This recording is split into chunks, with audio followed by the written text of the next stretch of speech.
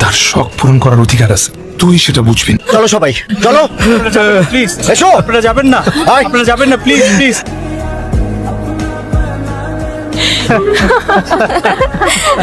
কেমন লাগলো বাবা অভিনয়টা? অভিনয় তো করলাম আমি।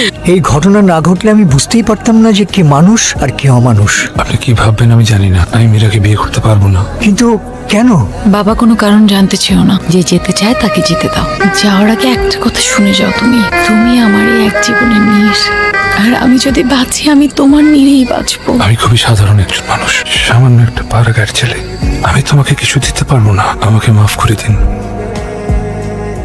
হপু, যাদের দেওয়ার অনেক কিছু ছিল তারা আমাকে কি দিয়ে গেল?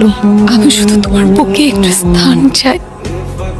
বরযাত্রী হয়ে এসে নিজেই বড় হয়ে যাবো, এটা কখনো স্বপ্ন চিন্তা করিনি।